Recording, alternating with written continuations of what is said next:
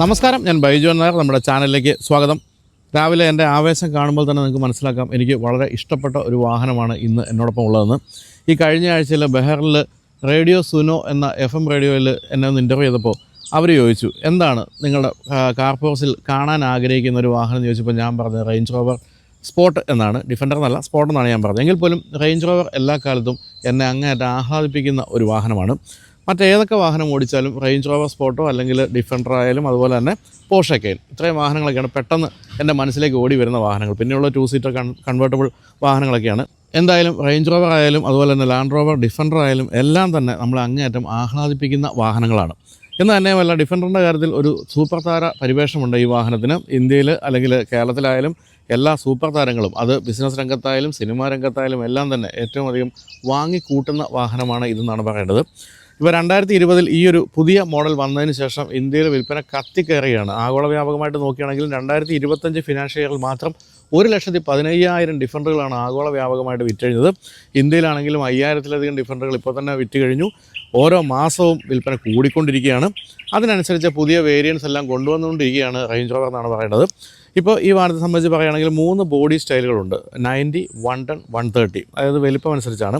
90 എന്ന് പറയുന്നത് 3 ഡോർ വാഹനമാണ്. അത് പക്ഷേ അധികം നമുക്കിവിടെ കാണാനില്ല, കാരണം ഒരു പ്രാക്ടിക്കാലിറ്റി പ്രശ്നമുണ്ടല്ലോ. നമ്മളിപ്പോൾ താറിൻ്റെയൊക്കെ പോലെ തന്നെ മുന്നിലെ സീറ്റ് മാറ്റിയിട്ട് വേണം പിന്നിലേക്ക് കയറാൻ എന്നുള്ളതുകൊണ്ട് പ്രാക്ടിക്കാലിറ്റി പ്രശ്നമുണ്ടെങ്കിൽ പോലും വളരെയധികം ഇഷ്ടപ്പെടുന്നൊരു മോഡലാണത്. കാരണം ഒരു കുട്ടി ഡിഫൻഡർ ലുക്കുണ്ട് അതിന്. മലയാളത്തിലെ വളരെ പ്രശ്നമായ നടൻ ഈ കഴിഞ്ഞ ആഴ്ചയിൽ ഞങ്ങളത് സംസാരിച്ചപ്പോൾ പറഞ്ഞു അദ്ദേഹം വാങ്ങിക്കാൻ പോവുകയാണ് ഈ ഒരു കുട്ടി ഡിഫൻഡർ എന്നുള്ള കാര്യം.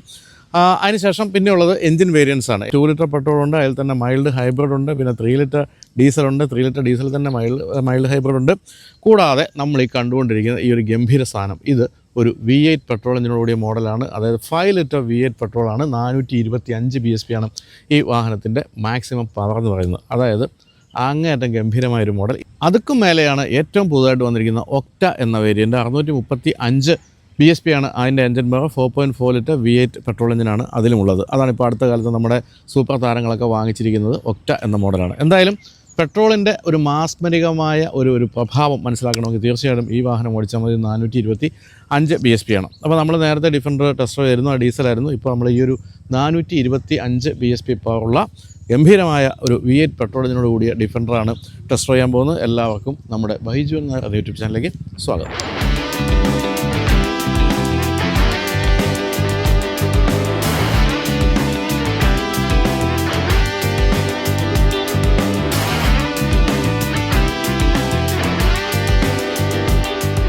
ലോകമെമ്പാടും ആരാധകരുള്ളൊരു വാഹനമാണ് ഡിഫൻഡറെങ്കിൽ പോലും ഇതിൻ്റെ ചരിത്രം അങ്ങനെ വളരെ പഴയ ചരിത്രമൊന്നും പറയാനില്ല. 1983 ആദ്യമായിട്ട് ഡിഫൻഡർ നിർമ്മിക്കപ്പെട്ടത്. 2016 നിർമ്മാണം അവസാനിപ്പിക്കുകയും ചെയ്തു. പക്ഷേ ആ ഒരു കാലം കൊണ്ട് 20 ലക്ഷം ഡിഫൻഡറുകളാണ് വിറ്റഴിഞ്ഞത്. ഇപ്പോൾ അടുത്ത കാലത്ത് വലിയ വിവാദമൊക്കെ ഉണ്ടാക്കിയ ഭൂട്ടാനിൽ നിന്ന് വന്ന ഡിഫൻഡർ എന്നൊക്കെ പറഞ്ഞ് ഓർമ്മ ഉണ്ടാവുമല്ലോ. അതായത് ഇതിൻ്റെ സെക്കൻഡ് ഹാൻഡിന് പോലും വളരെ വില കൂടുതലുണ്ട്. തന്നെയുമല്ല, ഈ ഡിഫൻഡറിൻ്റെ പഴയ മോഡൽ മാത്രം ഓടുന്ന സ്ഥലങ്ങളൊക്കെ ഉണ്ട് ഇന്ത്യയിൽ. വെസ്റ്റ് ബംഗാളിലൊക്കെ ഉണ്ട്, അതായത് മല കയറാൻ വേണ്ടി ഉപയോഗിക്കുന്നത്. അപ്പോൾ അങ്ങനെ ഒരു വലിയ ചരിത്രമല്ല പറയാനുള്ളത്, എങ്കിൽ പോലും ഉള്ള ചരിത്രം എന്ന് പറയുന്നത് വളരെ സമ്പന്നമാണ് എന്നാണ് പറയേണ്ടത്. അപ്പോൾ 2016 നിർമ്മാണം നിർത്തിയതിന് ശേഷം 2020 വരെ 4 വർഷം കമ്പനി ശുദ്ധമായ മൗനത്തിലായിരുന്നു. എപ്പോഴാണ് പുതിയ ഡിഫൻഡർ വരുന്നതെന്ന് ചോദിച്ചപ്പോൾ വരും എന്ന് പറഞ്ഞുകൊണ്ടിരുന്നതേ ഉള്ളൂ. ഏതായാലും 2020 പുതിയ ഡിഫൻഡർ വന്നപ്പോൾ വന്ന പ്രധാനപ്പെട്ട ഒരു മാറ്റം എന്ന് പറയുന്നത് ഇതിൻ്റെ ബോഡി ഓൺ ഫ്രെയിം എന്ന് പറയുന്ന ആ കൺസ്ട്രക്ഷൻ രീതി മാറ്റിയിട്ട് മോണോക്കോക്ക് ആയി എന്നുള്ളതാണ്. അതായത് ലോകത്തിലെ ഏറ്റവും മികച്ച ഓഫ് റോഡുകൾ ഒന്നാണ് ഡിഫൻഡർ എന്നുള്ള കാര്യത്തിൽ സംശയമില്ല. അതിൻ്റെ പ്രധാനപ്പെട്ട കാരണമായിരുന്നത് ലാഡർ ഓൺ ഫ്രെയിം അല്ലെങ്കിൽ ബോഡി ഓൺ ഫ്രെയിം എന്ന് പറയുന്ന കൺസ്ട്രക്ഷൻ രീതിയായിരുന്നു. അതാണ് എപ്പോഴും 4 വീലർ വാഹനങ്ങളുടെ ഏറ്റവും പ്രധാനപ്പെട്ട ഒരു കൺസ്ട്രക്ഷൻ രീതി. ഏറ്റവും മികച്ച ഓഫ് റോഡേഴ്സ് എല്ലാം തന്നെ അങ്ങനെ തന്നെയാണ്. പക്ഷേ ഇത് വന്നപ്പോഴത്തേക്കും മോണോക്കോക്ക് ബോഡിയായിട്ട് മാറി. മോണോക്കോക്കിൻ്റെ ഗുണം എന്താണെന്ന് വെച്ചാൽ ഒരു കാർ ലൈക്ക് കംഫർട്ട് കിട്ടും എന്നുള്ള കാര്യമാണ്. അപ്പോൾ എല്ലാവരും നിരാശരായി, ദൈവമേ ഇനിയിപ്പോൾ പുതിയ ഡിഫൻഡർ വരുമ്പോൾ അതിന് ഓഫ് റോഡ് എബിലിറ്റീസ് ഒക്കെ കുറയുമല്ലോ എന്നുള്ള കാര്യം. പക്ഷേ ഇതാണ് മാജിക് എന്ന് പറയുന്നത്. അതായത് റേഞ്ച് റോവർ അല്ലെങ്കിൽ ലാൻഡ് റോവർ എന്ന് പറഞ്ഞ കമ്പനി അതിനെ ഏറ്റവും മികച്ചൊരു ഓഫ് റോഡറായിട്ട് തന്നെയാണ് കൊണ്ടുവന്നത്, മോണോക്കോക്ക് ബോഡി ആണെങ്കിൽ പോലും. അതാണ് ഇപ്പോൾ ഏറ്റവും പുതിയ വാഹനത്തെ പറ്റിയുള്ള സവിശേഷതയായിട്ട് നമുക്ക് പറയാവുന്ന കാര്യം. അപ്പോൾ അങ്ങനെ പല മാറ്റങ്ങളാണ് സംഭവിച്ചത്. തന്നെയല്ല, കാറിൻ്റെ കംഫർട്ടുണ്ട്, കൂടാതെ ഓഫ് റോഡ് എബിലിറ്റീസും ഉണ്ട്. അപ്പോൾ പഴയ ഡിഫൻഡറിൻ്റെ കാര്യത്തിൽ അതിന് കംഫർട്ട് ലെവൽ കുറവായിരുന്നെങ്കിൽ പുതുതായിട്ട് വന്നപ്പോഴത്തേക്കും കംഫർട്ട് ലെവലും വർദ്ധിച്ചു, അതോടൊപ്പം തന്നെ ഓഫ് റോഡ് എബിലിറ്റീസും വർദ്ധിച്ചു. കാണാനാണെങ്കിലോ ഒരു രക്ഷയില്ലാത്ത ലുക്കാണ്. ഇവനിങ്ങനെ വന്ന് ഇങ്ങനെ പോകുമ്പോൾ നമ്മൾ അന്തം വിട്ട് കുന്തം മുഴങ്ങി നോക്കിപ്പോകും. അമ്മാതിരി ലുക്കാണ് ഏറ്റവും പുതിയ ഡിഫൻഡറിനുള്ളത്. അപ്പോൾ എന്തായാലും ഏറ്റവും പുതിയ ഡിഫൻഡറിനെ ഞാൻ കാര്യമായ രീതിയിൽ വർണ്ണിക്കുന്നൊന്നുമില്ല, കാരണം നമ്മൾ വിശദമായ വീഡിയോ ചെയ്തതാണ്. 6-7 ലക്ഷം വ്യൂ വന്നാണ്. തന്നെ നിങ്ങൾ എപ്പോഴും കണ്ടുകൊണ്ടിരിക്കുന്ന വാഹനമാണ്. അതുകൊണ്ട് രൂപത്തിൻ്റെ കാര്യത്തിൽ ഈ ഒരു സൂപ്പർ ചാർജ് പെട്രോൾ എഞ്ചിനുള്ള മോഡലിനും വ്യത്യാസമൊന്നുമില്ല എന്നുള്ളതുകൊണ്ട് തന്നെ വലിയ അലങ്കാരപ്പണികൾക്കൊന്നും ഞാൻ നിൽക്കുന്നില്ല. എന്തായാലും എനിക്ക് വളരെ ഇഷ്ടപ്പെട്ട ഒരു മുഖഭാവമാണ് ഈ വാഹനത്തിന്. ഇതിന് ആ ഒരു പഴയ റെട്രോ സ്റ്റൈൽ നിലനിർത്തിക്കൊണ്ടാണ് ഏറ്റവും ആധുനികമാക്കിയെന്നുള്ളതാണ് അതിൻ്റെ പ്രത്യേകത. അതിൻ്റെ ഉദാഹരണമായിട്ട് പറയുന്ന കാര്യമാണ് ഈ വട്ടത്തിലുള്ള ഹെഡ് ലാമ്പ് എന്നാണ് പറയേണ്ടത്. ഗംഭീരമായ ലുക്കാണ് അതിൻ്റെ ഡേറ്റ റണ്ണിംഗ് ലാമ്പ് ഉൾപ്പെടെയുള്ള കാര്യങ്ങളെല്ലാം അതിൽ തന്നെ ഉൾക്കൊള്ളിച്ചിരിക്കുന്നു. സൈഡ് ഇൻഡിക്കേറ്റേഴ്സൊക്കെ ആണെങ്കിലും ഈ ഒരു ചതുര വടിവ് അത് പിൻഭാഗത്തേക്ക് നമുക്ക് പോകുമ്പോൾ ടെയിൽ ലാമ്പിലും കാണാം ആ ഒരു രീതി. താഴെ LED ടെയിൽ ലാമ്പ് കാണുന്നുണ്ട്. അതിന് ചുറ്റുമുള്ള ചില എലമെൻറ്റ്സ് ഒക്കെ ആണെങ്കിലും വളരെ ഭംഗിയായിട്ടുണ്ട്. എന്നാൽ ഗ്രില്ല് എന്ന് പറയുന്നത് വലിയ സംഭവമൊന്നും കൊടുത്തില്ല. 2 വരകൾ മാത്രമാണ് കാണുക, അതല്ലാതെ വലിയ സംഭവമായിട്ടൊന്നും കൊടുത്തിട്ടില്ല. എയർ ഡാം അത്യാവശ്യം വലുതായിട്ട് കൊടുത്തിരിക്കുന്നു. ഹൈറ്റ് എന്ന് പറയുന്നത് കണ്ടല്ലോ, ഇഷ്ടംപോലെയാണ്. അതായത് ഉയർന്നു നിൽക്കുന്ന രൂപം, നമ്മുടെ ഒപ്പം നിൽക്കുന്ന രൂപം എന്നാണ് പറയേണ്ടത്. ഏതാണ്ട് 3000-ലധികം വീൽ ബേസും ഉണ്ട് എന്ന് പറയുമ്പോൾ ഇഷ്ടംപോലെ ഇൻറ്റീരിയർ സ്പേസ് നിങ്ങൾക്ക് തീർച്ചയായിട്ടും പ്രതീക്ഷിക്കാം. അതുപോലെ ഞാൻ നേരത്തെ പറഞ്ഞ റെട്രോ സ്റ്റൈൽ, ഇത് നിങ്ങൾക്ക് പഴയ ഡിഫൻഡറിൻ്റെ മുകളിലും കാണാൻ സാധിക്കും. ഇത്ര എലമെൻറ്റ്സൊക്കെ അതെല്ലാം ഇതിലും കൊടുത്തിരിക്കുന്നു. ഈ ബ്ലാക്ക് എന്ന് പറയുന്നത് ഗംഭീര ലുക്കാണ്. പക്ഷേ ഈ ഒരു പച്ചപ്പിനകത്ത് കിടക്കുമ്പോൾ അത് എടുത്ത് നിൽക്കുന്നുണ്ടോ എന്ന് ചോദിച്ചാൽ എനിക്ക് സംശയമുണ്ട്. എന്തായാലും ടയർ സൈസൊക്കെ ഈ ഒരു വലിപ്പത്തിന് ചേരുന്ന രീതിയിൽ കൊടുത്തിരിക്കുന്നു. സാധാരണ വലിയ വാഹനങ്ങൾക്ക് സംഭവിക്കുന്ന ഒരു പ്രശ്നം ടയർ സൈസ് അല്പം ചെറുതായി പോകും, അപ്പോൾ നമുക്ക് കാണാനുള്ളൊരു ഭംഗി നഷ്ടപ്പെടും എന്നുള്ളതാണ്. ഏതായാലും അങ്ങനെയൊന്നും സംഭവിച്ചിട്ടില്ല. 20 ഇഞ്ച് ടയേഴ്സാണ് കൊടുത്തിരിക്കുന്നത്, ഓൾ ടെറൈൻ ടയേഴ്സാണ് കൊടുത്തിരിക്കുന്നത്. അതിൽ ഈ ഒരു അലൂമിനിയം ഫിനിഷ് അല്ലെങ്കിൽ സ്റ്റീൽ ഫിനിഷ്, അതോടൊപ്പം തന്നെ ചെറിയൊരു ആഷ് നിറവും കൊടുത്തിരിക്കുന്നു. ഈ ബ്ലാക്കിന് നന്നായിട്ട് ചേരുന്നുണ്ടത്. ഇവിടെ ഒരു എയർ ഇൻടേക്ക് അല്ലെങ്കിൽ ഒരു എയർ സ്കൂപ്പ് കൊടുത്തിരിക്കുന്നു. അതിൽ ഡിഫൻഡർ എന്നുള്ള ബാഡ്ജിങ് കൊടുത്തിട്ടുണ്ട്. ഇത് ഡിഫൻഡർ എക്സ് എന്ന് പറയുന്ന ഈ ഒരു വേരിയൻറ്റിനെ സൂചിപ്പിക്കുന്നു. നല്ല ഉയരമുള്ള വാഹനമായതുകൊണ്ട് തന്നെ ഫുഡ് സ്റ്റെപ്പ് കൊടുത്തിട്ടുണ്ട്. അതുപോലെ വിശാലമായി തുറക്കാവുന്ന ഡോറാണ്, അതുകൊണ്ട് ഈ ഫുഡ് സ്റ്റെപ്പ് ചവിട്ടി കയറാൻ വളരെ എളുപ്പമുണ്ട്. അതില്ലാതെ കയറാൻ ഒരല്പം ബുദ്ധിമുട്ടുണ്ട് ഈ ഒരു ഹൈറ്റ് ഉള്ള കാരണം. അതുപോലെ ഈ ഒരു ഡോർ ഹാൻഡിലിൻ്റെ സ്റ്റൈൽ പോലും പഴയതാണ്. അതാണ് ഞാൻ പറഞ്ഞ റെട്രോ സ്റ്റൈൽ പോലെ കുറേയൊക്കെ നിലനിർത്തിയിട്ടുണ്ടെന്നുള്ള കാര്യം. അല്ലാതെ ഏറ്റവും ആധുനികമായ രീതിയിലേക്കൊന്നും അത് മാറ്റിയിട്ടില്ല. എന്തായാലും ഹൈറ്റ് എന്ന് പറയുന്നത് അമേസിംഗ് ആണ്. നമ്മളെക്കാളൊക്കെ എത്ര ഉയരത്തിലാണ് വാഹനം നിൽക്കുന്നത് നോക്കുക. മുകളിൽ ഗ്രാബ് റെയിൽ കൊടുത്തിട്ടുണ്ട്. അതുപോലെ വിശാലമായ ഗ്ലാസ് ഏരിയ ഉണ്ട്. പിൻഭാഗത്തേക്ക് ഒരു ചെറിയ കോർണർ ഗ്ലാസ് കൊടുത്തിരിക്കുന്നു. അതുപോലെ തന്നെ വളരെ പെർമനൻ്റ് ആയിട്ടുള്ള ഈ ഒരു വീലാർസാണ് കൊടുത്തിരിക്കുന്നത്. അതും കടന്ന് പിന്നിലേക്ക് വരുമ്പോൾ ഞാൻ നേരത്തെ പറഞ്ഞ പോലെ ചതുര വടിവുള്ള ഈ ഒരു ടെയിൽ ലാമ്പിൻ്റെ ഭാഗമൊക്കെയാണ് കാണുന്നത്. അതെല്ലാം വളരെ ഭംഗിയായിട്ടാണ് ഇൻ്റഗ്രേറ്റ് ചെയ്തിരിക്കുന്നത്. പിൻഭാഗമാണെങ്കിൽ ശരിക്കും പറഞ്ഞാൽ ഒരു ബോക്സി ഷേപ്പ് തന്നെയാണ് പറയേണ്ടത്. ഈ ബോക്സി ഷേപ്പ് തന്നെയാണ് ഇതിൻ്റെ ഏറ്റവും പ്രധാനപ്പെട്ട ഒരു കാര്യമായിട്ട് പറയാവുന്നതും. പിന്നെ നമുക്ക് ബൂട്ട് സ്പേസ് നോക്കാം. ഇത്രയും ബൂട്ട് സ്പേസ് ഉണ്ട് പിൻഭാഗത്ത്. ഇഷ്ടംപോലെ സാധനങ്ങൾ കയറ്റാം. ഇഷ്ടംപോലെ എന്ന് പറഞ്ഞാൽ വളരെയധികം സാധനങ്ങൾ കയറ്റാം. അതുപോലെ തന്നെ ഇവിടെ നമുക്ക് വാഹനം ലിഫ്റ്റ് ചെയ്യാനുള്ള സ്വിച്ചൊക്കെയാണ് നമ്മളിവിടെ കാണുന്നത്. അപ്പോൾ നിങ്ങൾക്ക് മനസ്സിലാകാവുന്ന രീതിയിൽ ശ്യാം മാറി നിന്ന് ഷൂട്ട് ചെയ്യുന്നു. നന്നായിട്ടാണ് ലോവറാകുന്നത്. അങ്ങനെ നമുക്ക് വളരെ എളുപ്പത്തിൽ ബൂട്ടിലേക്ക് സാധനങ്ങൾ കയറ്റി വയ്ക്കാം. ധാരാളം കാര്യമായി തന്നെ ലോവേർഡായിട്ടുണ്ട്. അതുപോലെ സ്പെയർ ടയറൊന്നും കൊടുത്തിട്ടില്ല. പുതിയ കാലഘട്ടത്തിൻ്റെ രീതി അങ്ങനെയാണല്ലോ. എന്തായാലും ചാർജിങ് പോർട്ട് പോലുള്ള കാര്യങ്ങളൊക്കെ അതിൻ്റെ അകത്ത് വന്നിട്ടുണ്ട്. അത് കൊടുത്തിട്ടുണ്ട്. ഈ സൈഡിൽ സാമാന്യം വലിയൊരു ചാർജറുണ്ട്. നമുക്ക് വലിയ അപ്ലയൻസുകളൊക്കെ ചാർജ് ചെയ്യാവുന്ന രീതിയിൽ അത് കൊടുത്തിരിക്കുന്നു. പിന്നെ 3 ഭാഗങ്ങളായിട്ടാണ് സെക്കൻഡ് റോ സീറ്റ്. അതുകൊണ്ട് തന്നെ നമുക്ക് പലതരത്തിൽ അത് ഫോൾഡ് ചെയ്ത് നമുക്ക് ഇഷ്ടം പോലെ സ്ഥലം കണ്ടെത്താനുള്ള സാധ്യതയും കൊടുത്തിട്ടുണ്ട്. അപ്പോൾ ഇത്രയൊക്കെയാണ് നമുക്ക് വാഹനത്തിൻ്റെ എളുപ്പത്തിൽ പറയാവുന്ന കാര്യങ്ങൾ. എന്തായാലും ബാക്കി കാര്യങ്ങൾ നമുക്കിനി ഉൾഭാഗത്ത് എന്തൊക്കെയാണ് ഉള്ളതെന്ന് നോക്കാം. അപ്പോൾ ഈ ഒരു ഡിഫൻഡറിനെ പറ്റി പറയുകയാണെങ്കിൽ നമുക്ക് ഈ ഒരു രൂപം തന്നെയാണ് നമ്മളെ ആകർഷിക്കുന്നതെന്നാണ് പറയേണ്ടത്. കാരണം പഴയ ഡിഫൻഡർ എന്ന് പറയുന്നതും തീർച്ചയായിട്ടും നമ്മളെങ്ങനെ ഹഠാത് ആകർഷിക്കുന്ന രൂപമായിരുന്നെങ്കിൽ ഇപ്പോൾ കുറേ കൂടെ ആധുനികമായിട്ടുണ്ട്. പക്ഷേ റെട്രോ രീതികൾ നിലനിർത്തിയിട്ടുമുണ്ട്. അപ്പോൾ ഒരു ഫേസ് ലിഫ്റ്റിനൊക്കെ സമയമായിട്ടുണ്ട് ഇപ്പോൾ. കാരണം 4 വർഷമായല്ലോ ഇപ്പോൾ വന്നിട്ട്. ഫേസ് ലിഫ്റ്റ് വന്നേക്കാം. പക്ഷേ എങ്കിൽ പോലും ഗ്ലോബലി ഇത്രയും ശക്തമായ രീതിയിൽ വിറ്റുകൊണ്ടിരിക്കുമ്പോൾ ഈ ഒരു ഫേസ് ലിഫ്റ്റ് ഉടനെ വരാനുള്ള സാധ്യത കുറവാണെന്നാണ് എനിക്ക് തോന്നുന്നത്. എന്നാൽ ഒരു കാര്യം പറയാൻ വിട്ടുപോയി. ഇവിടെ ഈ ഒരു ടർബോ ചാർജ് പെട്രോൾ എഞ്ചിനിൽ സൂപ്പർ ചാർജ് എന്നാണ് പറയേണ്ടത്. അതിൽ കാലിപ്പറൊക്കെ റെഡ് നിറത്തിൽ കൊടുത്തിട്ടുണ്ട് കേട്ടോ. അത് ഞാൻ നേരത്തെ കാണിക്കാൻ വിട്ടുപോയി. അത് വളരെ സ്പോർട്ടി ആയിട്ടുണ്ട്. അപ്പോൾ ഇത്രയും പറഞ്ഞുകൊണ്ട് നമുക്കിനി ഉൾഭാഗത്തെ വിശേഷങ്ങളിലേക്ക് കടക്കാം. ഉൾഭാഗം എന്ന് പറയുന്നതും വളരെ ഗംഭീരമാണ്. നമ്മൾ പഴയ ഡിഫൻഡറിൻ്റെ കാര്യത്തിൽ പോലും ഉൾഭാഗത്ത് കയറുമ്പോൾ നമുക്ക് രസം ഉണ്ടായിരുന്നു. ആ രസം കൂടുതൽ ആധുനിക രസമായിട്ട് മാറ്റിയിരിക്കുകയാണെന്നാണ് പറയേണ്ടത്.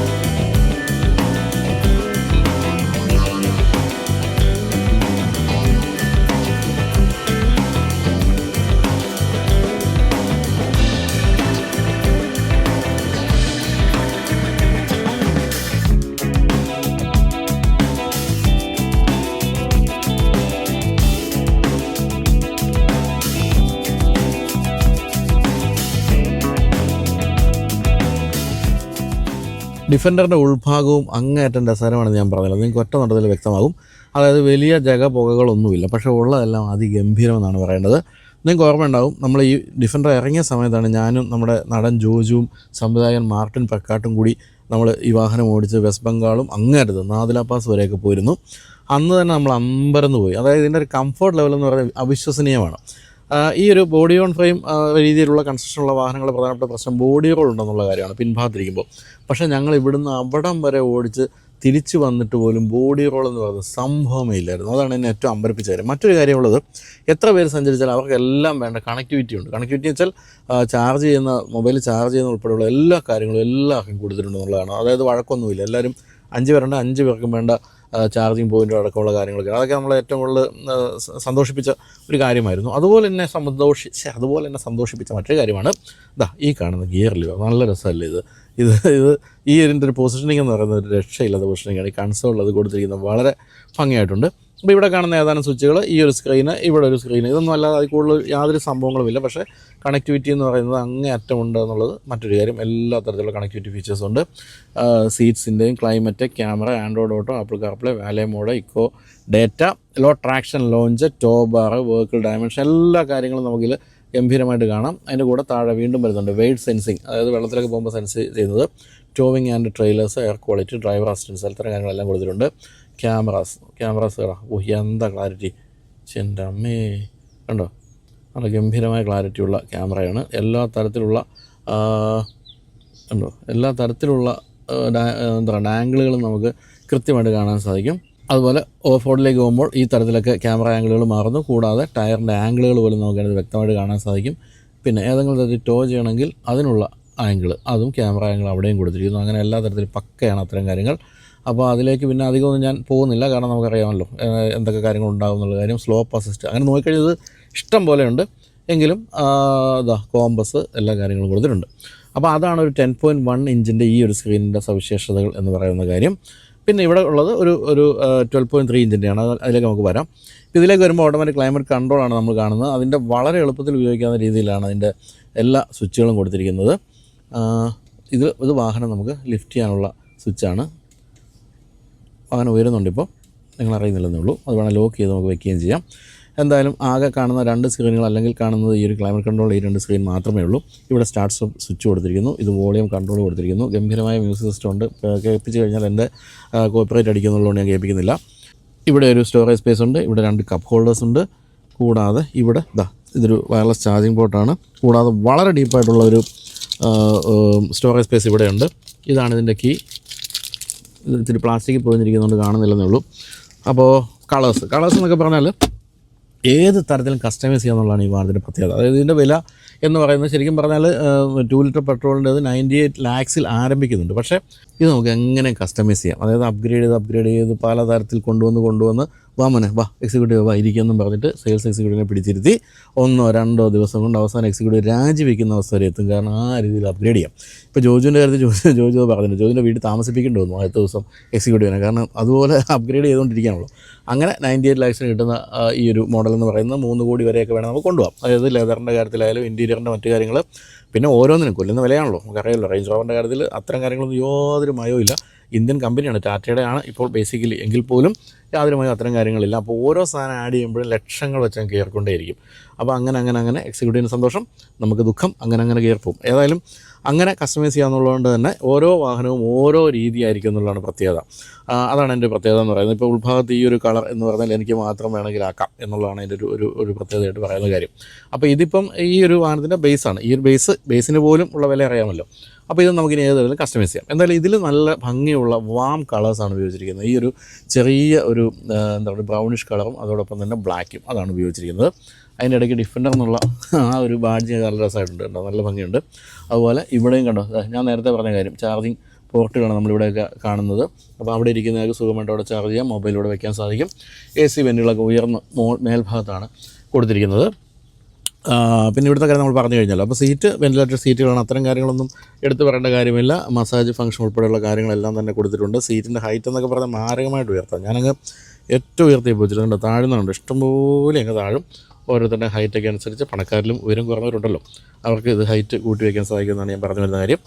പിന്നെ സ്പേസ് എന്ന് പറയുന്നത് അമേസിങ് സ്പേസ്, 3 മീറ്ററോളം വീൽ ബേസ് എന്ന് പറഞ്ഞാൽ അറിയാമല്ലോ എത്രത്തോളം ഉണ്ടാകുന്നത്. അവിടെയൊക്കെ നോക്കിയാൽ നിങ്ങൾക്ക് മനസ്സിലാവും എത്രത്തോളം സ്പേസ് ഉണ്ട് എന്നുള്ള കാര്യം.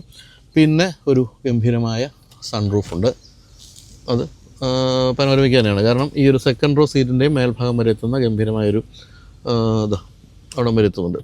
അത് കൂടാതെ ഇപ്പോൾ ഇതിൻ്റെ പിൻഭാഗം നിങ്ങൾക്ക് കാണാമല്ലോ, അവിടെയൊക്കെ ഒരു ഓപ്പൺ അല്ല, ഗ്ലാസ് ഉള്ള സ്പേസ് ഉണ്ട്. അതും പഴയ ഡിഫൻഡറിൻ്റെ രീതി തന്നെയാണ് പിന്തുടരുന്നത്. അങ്ങനെ മൊത്തത്തിൽ എയറി അല്ലെങ്കിൽ വളരെ പ്ലസൻ്റ് ആയിട്ടുള്ള ഇൻറ്റീരിയർ ആണ് തന്നിരിക്കുന്നതെന്നാണ് പറയേണ്ടത്. പിന്നെ നമുക്ക് സ്റ്റിയറിംഗ് വീലിലേക്ക് പോകാം. സ്റ്റിയറിംഗ് വീല് പക്ക റേഞ്ച് റോവർ എന്നാണ് പറയേണ്ടത്. പൊതുവെ നമ്മൾ കണ്ടുവരുന്ന അതേ രീതി തന്നെയാണ്, പല സ്പോക്കുകളൊക്കെ ആയിട്ട് കൊടുത്തിരിക്കുന്നു. അപ്പോൾ ഇതിൽ ധാരാളം കൺട്രോളുകൾ, മൊബൈൽ ഫോണിൻ്റെയും അതുപോലെ തന്നെ ക്രൂസ് കൺട്രോൾ പോലുള്ള കാര്യങ്ങളും ലൈൻ ഡിപ്പാച്ചർ പോലുള്ള കാര്യങ്ങൾ, അത്തരത്തിൻ്റെ എല്ലാം സ്വിച്ചുകളൊക്കെയാണ് ഇവിടെ കാണുന്നത്.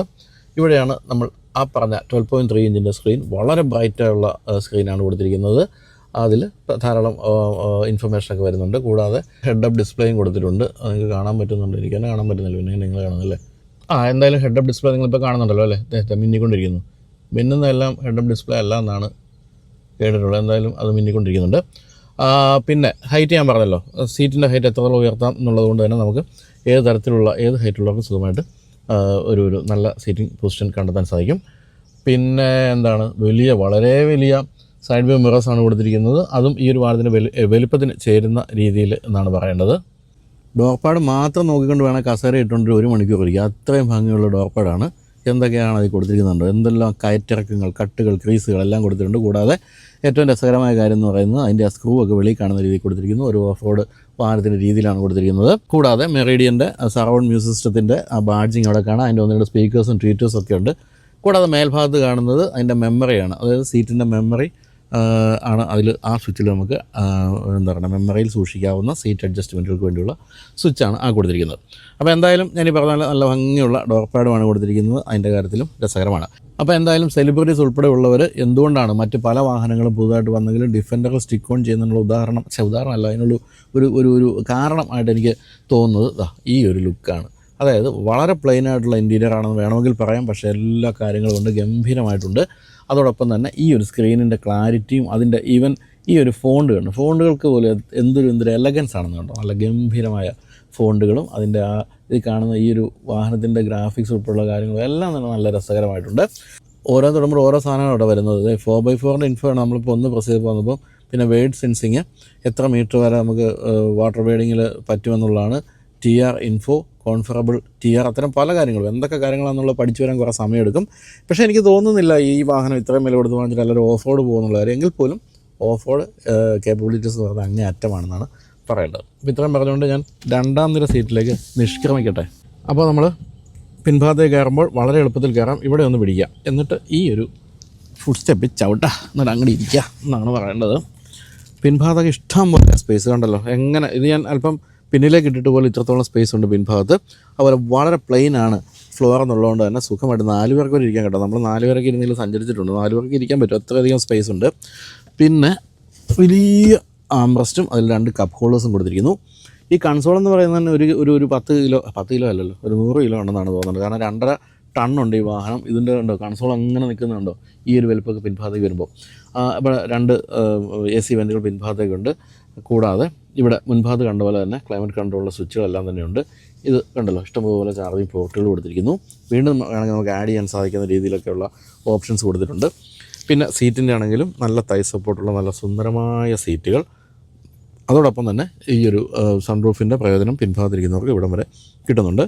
നെറ്റൊക്കെ ഇട്ടിട്ടുണ്ട്, വേണമെങ്കിൽ നമുക്ക് പേപ്പേഴ്സും മറ്റും സൂക്ഷിക്കാം.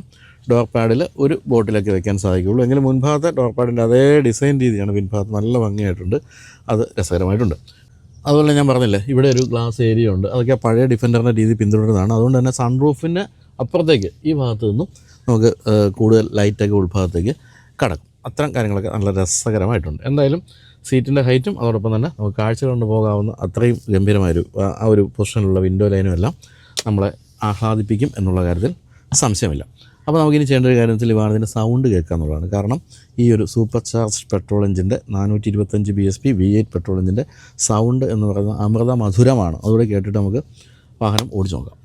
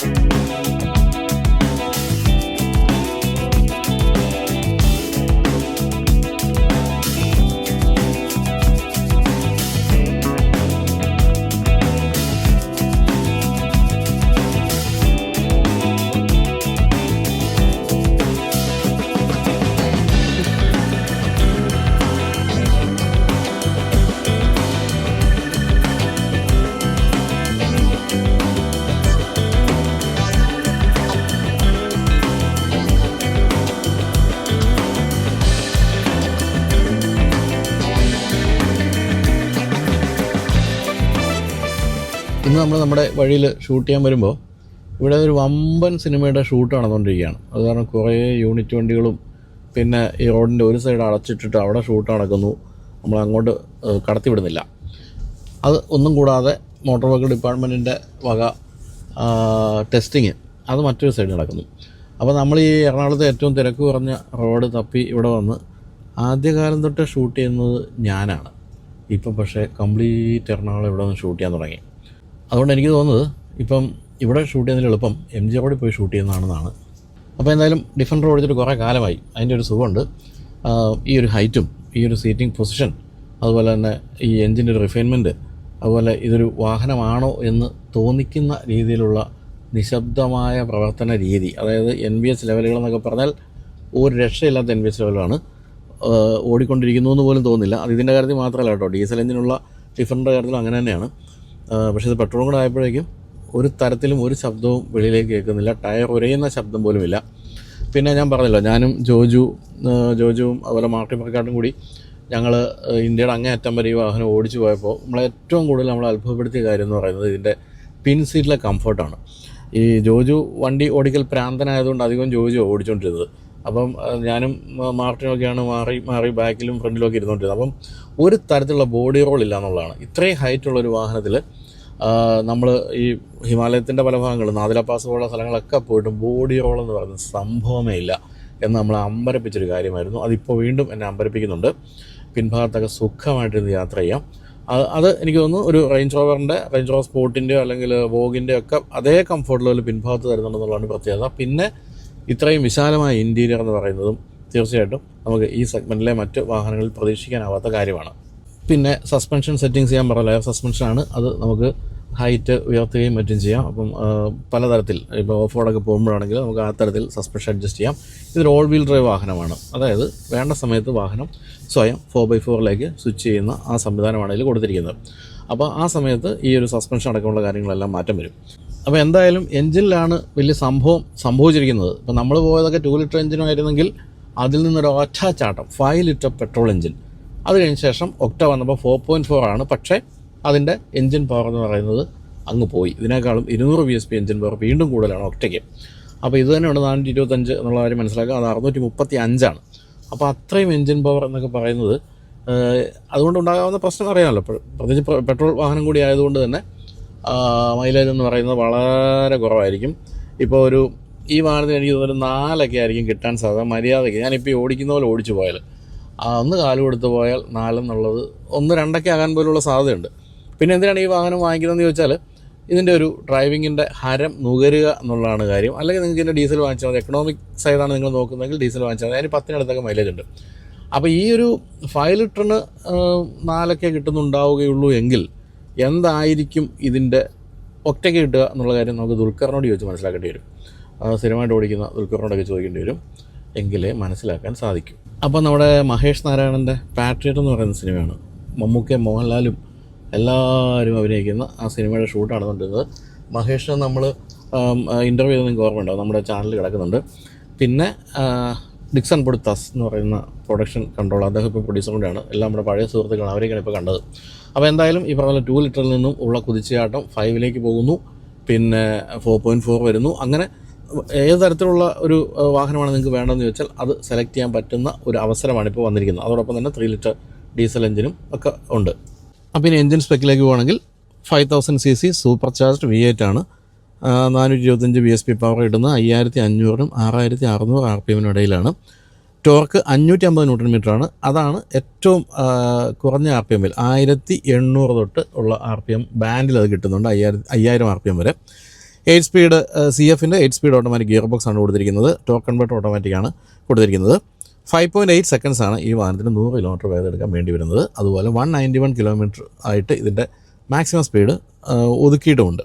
എന്തായാലും ഈ ഒരു V8 എഞ്ചിൻ്റെ പെർഫോമൻസ് മാത്രമല്ല, ഇതിൻ്റെ ഒരു സ്റ്റെബിലിറ്റിയും അതോടൊപ്പം തന്നെ ഈ ഒരു പ്ലാറ്റ്ഫോമിൻ്റെയൊക്കെ ഒരു ചലന രീതികളൊക്കെ ഭയങ്കര രസകരമാണ്. നല്ല ഗംഭീരമായിട്ട് നമ്മൾ വളവുകൾ വീശിയാൽ പോലും ബോഡി എന്ന് പറയുന്നത് നമ്മളെ എങ്ങനെ കാത്തു സൂക്ഷിക്കുന്ന നമുക്ക് കൃത്യമായിട്ട് അറിയാൻ സാധിക്കും. ഇത്രയും ഹൈറ്റുള്ള വാഹനമാണ്, ഒരു ബോക്സി രൂപമുള്ള വാഹനമാണ് എന്നുള്ളതൊന്നും നിങ്ങൾ കണക്കാക്കേണ്ട. സാധനം നമ്മുടെ കൈക്കുള്ളിൽ നിൽക്കും. ഒരു തരത്തിലും നമുക്ക് ഒരു ബുദ്ധിമുട്ടുണ്ടാക്കുന്ന രീതിയിലുള്ള ഒരു മൂവ്മെൻറ്റ്സ് വാഹനത്തിൻ്റെ ഭാഗത്തുനിന്ന് ഉണ്ടാകില്ല. എന്തായാലും പോർഷെ കെയിൻ പോലെയോ അല്ലെങ്കിൽ BMW X5 പോലെയോ ഒന്നുള്ള വളരെ ഷാർപ്പായിട്ടുള്ള ഒരു എൻജിൻ രീതികളും അല്ലെങ്കിൽ വാഹനത്തിൻ്റെ രീതികളുമല്ല ഇതിനുള്ളത്. പക്ഷേ ഇത് കുറച്ചുകൂടി ഒരു പ്ലാൻഡ് ആണെന്നാണ് പറയേണ്ടത്. കുറച്ചുകൂടി എന്താ പറയുക, കുറച്ചൊരു ഫാമിലി ഓറിയൻറ്റഡ് എന്നൊക്കെ വേണമെങ്കിൽ പറയുന്ന രീതിയിലുള്ള എൻജിൻ്റെ രീതികളും അതുപോലെ തന്നെ സസ്പെൻഷൻ രീതികളൊക്കെയാണ്. എന്നാലും ഈ 2.5 ടണ്ണുള്ള വാഹനത്തെ വലിച്ചുകൊണ്ട് പായുന്ന ഭയങ്കര രസകരമായ ഒരു അനുഭൂതിയാണ്.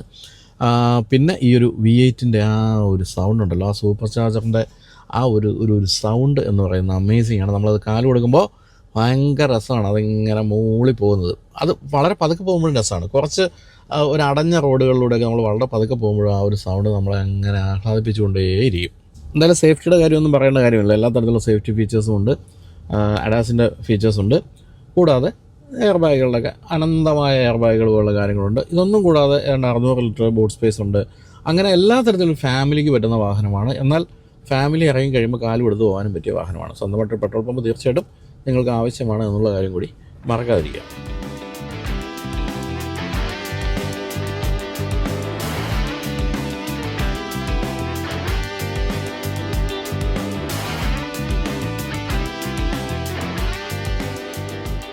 അപ്പോൾ ഇതാണ് സുഹൃത്തുക്കളെ ആ ഒരു സൂപ്പർ ചാർജ് 425 BSP എൻജിൻ എന്ന് പറയുന്നതിൻ്റെ സൗണ്ട് നമ്മൾ കേട്ടല്ലോ. ഗംഭീരമായ ഹൃദയഹാരിയായ ശബ്ദം പുറപ്പെടുവിക്കുന്ന കിടിലൻ എൻജിനാണ്. എന്തായാലും ഓടിക്കുക എന്ന് പറയുന്നൊരു അനുഭവം തന്നെയാണ്. ഇത്രയും പവർഫുള്ളായുള്ള പെട്രോൾ എൻജിൻ എന്ന് പറയുന്നത് ഇപ്പോൾ പൊതുവെ അന്യം നിന്നുകൊണ്ടിരിക്കുന്ന ഒരു സംഭവമാണ്. അത് നമുക്ക് ഡിഫൻഡറിൽ അനുഭവിക്കാൻ കഴിയുന്നുണ്ട്. കൂടാതെ ഒക്ട ഇതിനേക്കാളും പവർഫുള്ളാണ്. അത് ഞാൻ ഓടിച്ചിട്ടില്ല. ഒക്ട എനിക്ക് ഓടിക്കണമെന്നുണ്ട്. തീർച്ചയായിട്ടും നമ്മൾ ഓടിക്കുന്നതായിരിക്കും. അപ്പോൾ ഇതാണ് നമ്മൾ ഇന്നിപ്പോൾ കണ്ടു കഴിഞ്ഞിരിക്കുന്ന ഈ ഒരു 425 BSP V8 പെട്രോൾ എഞ്ചിനോട് കൂടിയ ഡിഫൻഡറിൻ്റെ വിശേഷങ്ങൾ.